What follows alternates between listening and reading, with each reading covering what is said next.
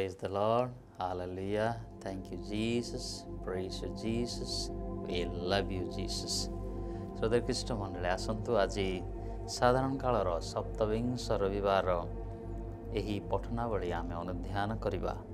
साधु look लिखित सुसमाचार अध्याय 17 पद 5 ରୁ 10 जाए।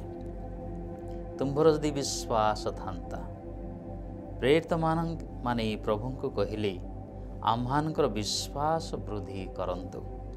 प्रभु कहले सरिष मंजी परी विश्वास तुमहानकर थिले तुम्हाने एही तुत वृक्ष कहिब एठारो चेर सहित उठी जाई समुद्र रे रोपित हुओ एवं गछटी तुमहानकर आदेश पालन करिब।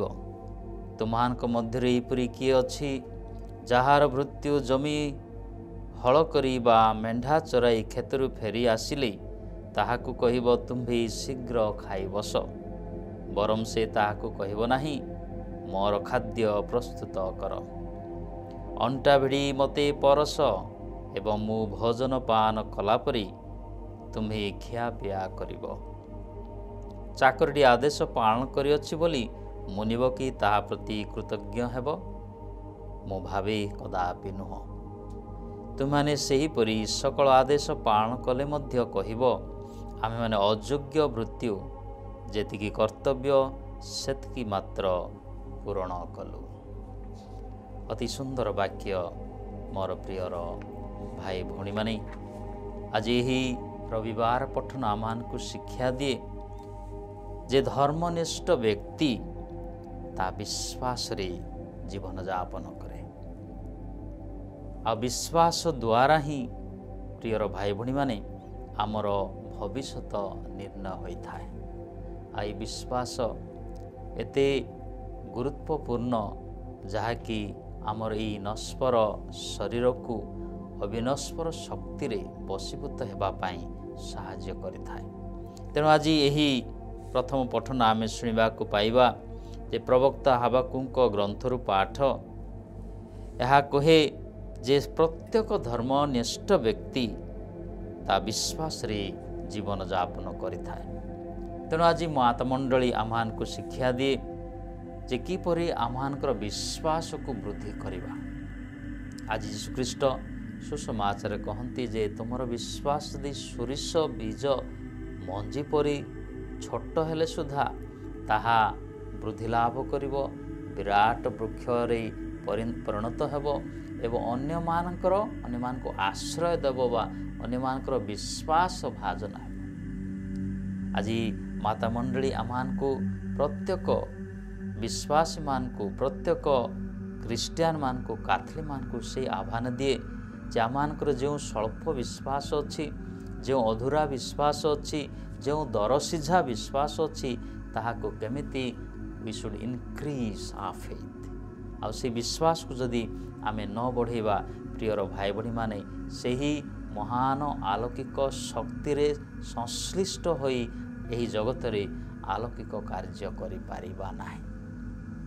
तेणु आमर समस्तंकर कर्तव्य हला किपरि भाबरे मोर विश्वास को मो दृढ़ीभूत करिबी किपरि सुदृढ़ करिबी। तेणु करी आमे आने देखिबा हिब्रू तार 11 अध्याय 1 पदरे कहा जाए आशा करिथिबा विषय रे प्रतिश्रुति लाभ अदृश्य विषय रे निश्चिंत ज्ञान लाभ होची विश्वास। तेणु से प्रकार विश्वास आज केते जन ठारे प्रतिफलित होची केते जन ठारे रूपांतरित होची बा केते जन ठारे स्टॉक हेके रही जाउची जहा कि निजर जीवन को विकसित करि पारु नाही। आ से विश्वास जदि थाई मते बा आमर समाज को मंडली को धर्मनिष्ठ करि पारु नाही, सत्य पथरे चलवा साहाय्य करू नाही। प्रियर भाई भणी माने से विश्वास थाई किछि लाभ नाही। विश्वास अच्छी जार फल यही भौतिक जीवन रे यही नश्वर जीवन रे से आध्यात्मिक बा से अविनश्वर शक्ति कर प्रेरणा साहाय्य एवं तांकरी सही आह्वान फल आमे माने यही नश्वर को अविनश्वर भाव रे रूपांतरित करवा होची विश्वासर एक उत्कृष्ट पंथा अटे। द्वितीय रे आमर विश्वास ସଦା ସର୍ବଦା it should go beyond the limit. ତେଣୁ ଦ୍ୱିତୀୟ ପଠନରେ ଆମେ ଦେଖିବୁ ଯେ ପ୍ରଭୁଙ୍କର ସାକ୍ଷ୍ୟ ଦେବା ପାଇଁ କଦାପି ଲଜ୍ଜିତ ହୁଅ ନାହିଁ। ଆମେ ଈଶ୍ୱରଙ୍କୁ ଜାଣିଛୁ, ଚିହ୍ନିଛୁ ଏବଂ କେବଳ ଜିହ୍ବା ଦ୍ୱାରା ପ୍ରକାଶ କରୁନାହୁଁ। ଯିଏ ଜିହ୍ବାରେ ପ୍ରକାଶ କରିବ, ହୃଦୟରେ ବିଶ୍ୱାସ କରିବ, ଯାହାରି ଫଳରେ ସେହି ବିଶ୍ୱାସ ସେହି ବ୍ୟକ୍ତିକୁ ରୂପାନ୍ତରିତ କରିଥାଏ। ତେଣୁ ପ୍ରିୟର ଭାଇ ଭଉଣୀମାନେ, ଏହି ଦୁନିଆରେ ସମାଜରେ ନିଶ୍ଚିତ ଭାବରେ ସତ୍ୟର ବିରୋଧୀ ବା ଖ୍ରୀଷ୍ଟିଆନମାନଙ୍କର ବିରୋଧୀ ଅନେକ ବାହାରିଲେଣି, କିନ୍ତୁ ଆମେମାନେ ସେଥିପ୍ରତି ଲଜ୍ଜିତ ହେବା ନାହିଁ ବା ବିଭିନ୍ନ ପ୍ରକାର କଳହ କନ୍ଦଳ ଅବାନ୍ତର ପଥ ନିଶ୍ଚିନ୍ତ ଆସିବ, ଆଉ ସେଥିରେ ଆମେମାନେ ବିଚଳିତ ହେବାକୁ ନାହିଁ। ତାହା ହିଁ ଆଜି ସାଧୁ ପାଉଲ ଆମମାନଙ୍କୁ କହୁଛି, ଭୀରୁ ତାହାର ସହ ଜୀବନ ଯାପନ କର ନାହିଁ। ଡରି ଭୟ ଆତଙ୍କକୁ ଡରି ଶ୍ରୀଖ୍ରୀଷ୍ଟଙ୍କୁ ତୁମର ହୃଦୟ ରଖ ନାହିଁ, ତାହା ଶୋଭା ପାଇବ ନାହିଁ। ତେଣୁ ଡରୁଆ ବା ଭୀରୁ ତାହାର ସହ ମନୋଭାବ ପ୍ରଦାନ କରିନାହାନ୍ତି, ବରଂ ପୌରୁଷ ପ୍ରେମ ତଥା ଆତ୍ମସଂଯମର। ଅତଏବ ଆମର ପ୍ରଭୁ ସାକ୍ଷ୍ୟ ଦେବା ପାଇଁ କିମ୍ବା ମୁଁ ବନ୍ଦୀ ଥାଉ ବା ନଥାଉ ଲଜ୍ଜିତ ହେବା ପାଇଁ ଖ୍ରୀଷ୍ଟ ମଣ୍ଡଳୀ ଆହ୍ୱାନ କରେ ନାହିଁ। ତେଣୁ ଆଜି ସାମ ସଙ୍ଗୀତ 94 ଅତି ସୁନ୍ଦର ଭାବରେ କୁହାଯାଏ ଯେ ଯେବେ ଶୁଣିବ ତୁମେ ତାଙ୍କରି କଣ୍ଠ ତାଙ୍କରି ସ୍ୱର, ତୁମର ହୃଦୟକୁ କିମ୍ବା କେବେ କଠିନ ନ କର। ତେଣୁ ପ୍ରିୟର ଭାଇ ଭଉଣୀମାନେ, ଆସ ଆମେ ପ୍ରଭୁଙ୍କଠାରେ ହେବା ଆନନ୍ଦିତ, କରିବା ବନ୍ଦିବା ଶୈଳଙ୍କୁ ଯେ ଆମକୁ କରନ୍ତି ମୁକତ, ଧର୍ମ ଧନ୍ୟବାଦ ଅର୍ପଣେ ହେବା ତାଙ୍କ ସନ୍ନିକଟ, ବନ୍ଦିବା ପ୍ରଭୁଙ୍କର ପଦ ଗାୟନ ସଙ୍ଗୀତ। ତେଣୁ should increase, our faith should go beyond the limit।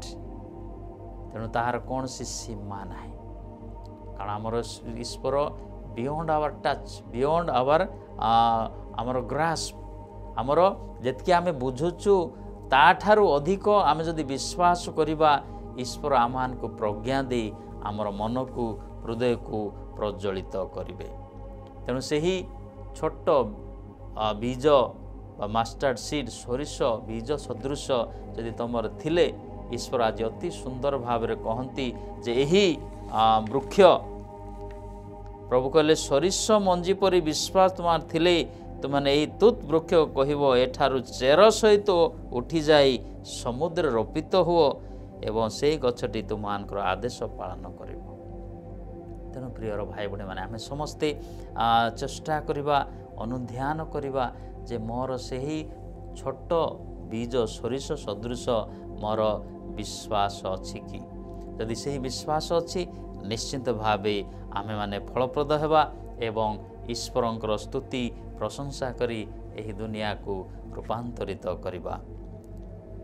ଆଉ ଏହି ବିଶ୍ୱାସ କେବଳ ନିଜ ପାଇଁ ନୁହଁ ବା ନିଜର ମଣ୍ଡଳୀ ପାଇଁ ନୁହଁ, ଏହି ବିଶ୍ୱାସ ଅନ୍ୟର ସେବାରେ ବିନିଯୋଗ ହେବାକୁ ଅଛି।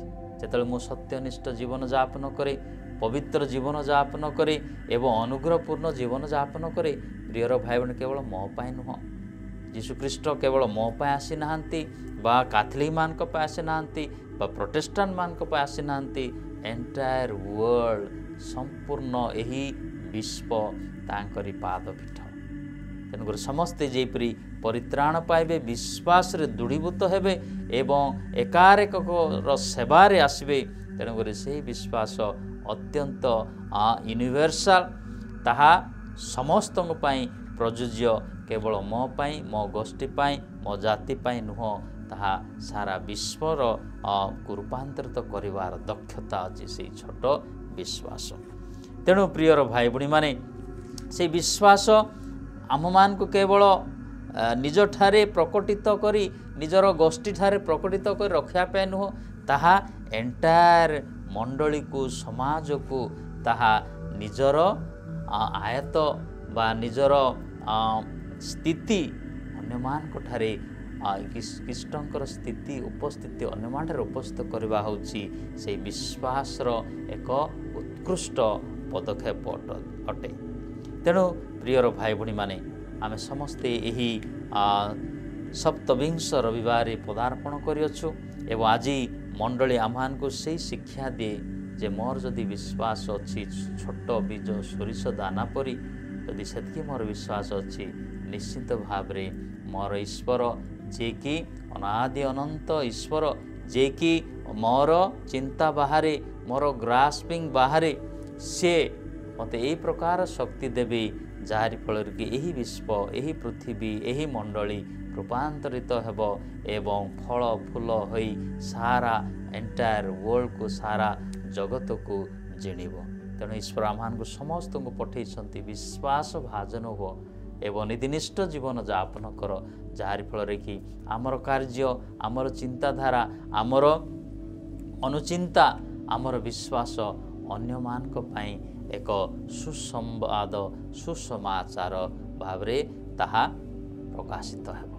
तेणु आसतु यही महान रविवार रे सप्तविंश रविवार रे प्रथम पठन द्वितीय पठन एवं सुसमाचार आम को से विश्वास दृढ़ीभूत हो नीतिनिष्ठ जीवन यापन करवा जार फल जगतर कल्याण हेब पृथ्वीर कल्याण हेब एवं जीशुख्रीष्ट आम प्रति सदैव कहे जे धन्य यही लोक माने जे मानकर विश्वास आज सारा जगत को पृथ्वी को रूपांतरित करिअछि कौन पाई नीतिनिष्ठ जीवन यापन करने। ईश्वर आम समस्त सदैव हंतु एवं आम समस्त को आशीर्वाद करंतु आमर विश्वास को से दृढ़ीभूत करंतु आमर विश्वास को वर्धित करंतु जार फल कि समाज दुनिया मंडली एक नीतिनिष्ठ जीवन यापन करी ईश्वरंकर इच्छा ईश्वरंकर अभिप्राय ईश्वरंकर से अनुग्रह द्वारा समस्त को प्रज्वलित कर। ईश्वर हम समस्त को आशीर्वाद करंतु। जय जीशु।